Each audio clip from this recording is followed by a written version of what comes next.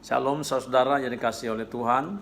Tema kita kali ini masih berkisar di Destin to Ryan, buku seri Joseph Prince di bab 1, ditakdirkan untuk berkuasa. Ini adalah pembahasan kita yang ketiga kalinya. Saya mau mengulangi apa yang telah kita bahas terakhir, yaitu dari Roma 5 ayat 17, bahwa berdasarkan Roma 5 ayat 17, rahasia untuk menerima kuasa di dalam hidup kita adalah kita menerima kelimpahan kasih karunia dan anugerah kebenaran.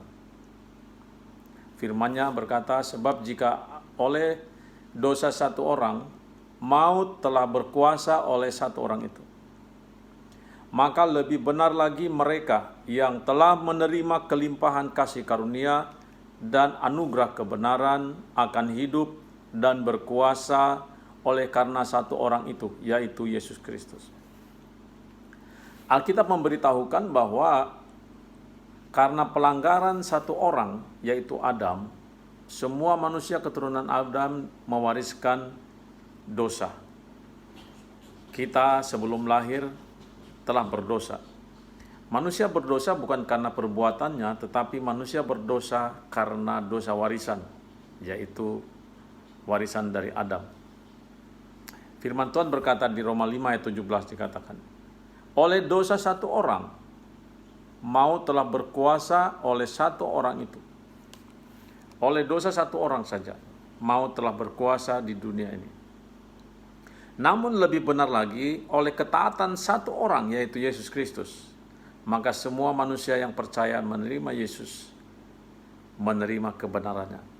Jadi firman Tuhan ini mengatakan bahwa kita menjadi orang berdosa oleh karena dosa Adam, namun sebaliknya kita menjadi orang benar karena ketaatan Yesus. Jadi sifat dosa diwariskan, demikian juga sifat kebenaran juga diwariskan. Kita orang-orang yang percaya menerima kebenaran ini bukan karena perbuatan, tetapi karena kelahiran baru di dalam Yesus Kristus. 2 Korintus 5 ayat 17 berkata, barang siapa ada di dalam Kristus, ia adalah ciptaan baru. Yang lama sudah berlalu, yang baru sudah datang. Ketika kita lahir baru, maka roh kita ditukar dengan roh yang lama. Kita mati bersama Yesus di kayu salib, dan kita dilahirkan kembali. Itulah sebabnya kita menjadi orang benar karena kelahiran baru. Nah, bagaimana caranya kita menikmati kuasa yang diberikan oleh Tuhan? Caranya adalah dengan menerima dan percaya. Kita percaya apa yang Tuhan sudah kerjakan di kayu salib sudah selesai untuk menebus segala dosa kita, dan kita menerima kebenaran. Kita menerima anugerah, pengampunan dosa, dan dosa kita semua dosa kita telah diampuni. Inilah hal yang sangat mendasar, ini hal yang sangat penting bagi anak-anak Tuhan. Kita yang telah menerima kebenaran ini sudah semestinya berkuasa di dalam hidup kita. Nah, ada satu ayat lagi yang dikatakan di dalam Yakobus 1 ayat 21. Firman yang kita simpan di dalam hati berkuasa menyelamatkan jiwa kita. Nah, bagaimana caranya kita diberkati? Caranya adalah dengan menerima firman Tuhan di dalam hati kita.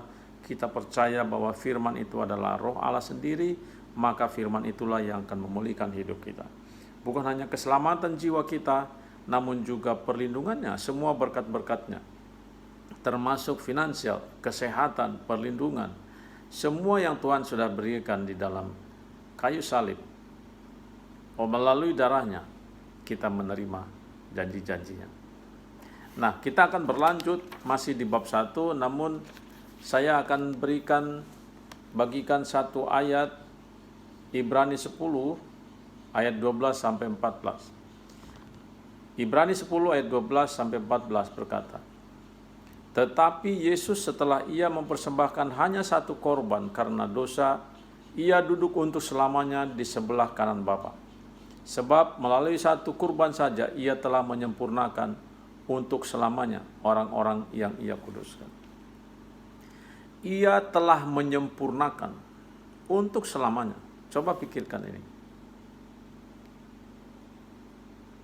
Ia telah menyempurnakan untuk selamanya orang-orang yang Ia kuduskan. Siapa yang Ia telah kuduskan?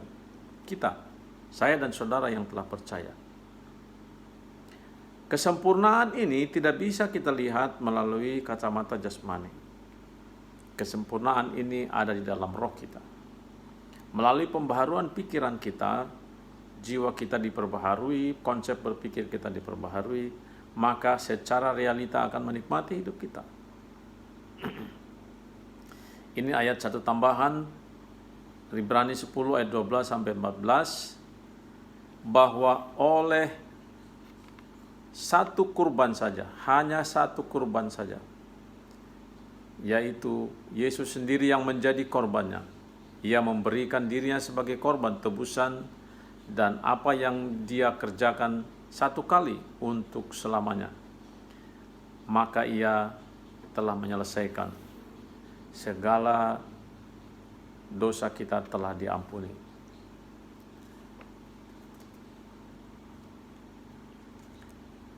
Dikatakan di sini di ayat Ibrani 10 ayat 12, hanya satu korban karena dosa, Ia duduk untuk selamanya di sebelah kanan Bapa.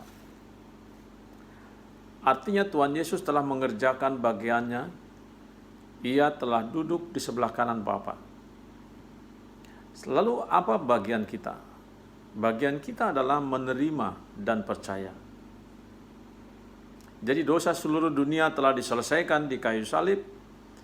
Bagian kita adalah menerima dan percaya. Tidak ada lagi isu dosa di dunia ini. Yang ada adalah satu dosa, yaitu ketidakpercayaan. Orang yang masuk neraka bukan karena dosanya, perbuatannya, tetapi orang masuk neraka karena ketidakpercayaannya. Yesus berkata, "Akulah jalan dan hidup dan kebenaran. Tidak ada satu orang pun yang sampai kepada Bapa kalau tidak melalui Aku." Saat ini saya mengundang saudara-saudara yang belum percaya kepada Tuhan Yesus untuk menerima dan percaya. Firman Tuhan berkata, "Percayalah maka engkau akan diselamatkan, engkau dan seisi rumahmu." Kiranya firman ini memberkati saudara. Untuk pertemuan berikutnya saya akan pindah nanti langsung ke bab 2. Bab 2 yang akan kita pelajari berjudul Hukum Taurat telah digenapi.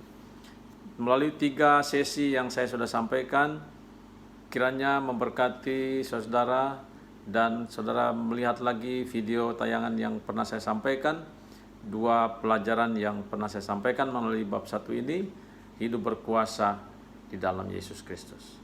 Selamat menikmati berkat Tuhan. Tuhan Yesus memberkati. Amin.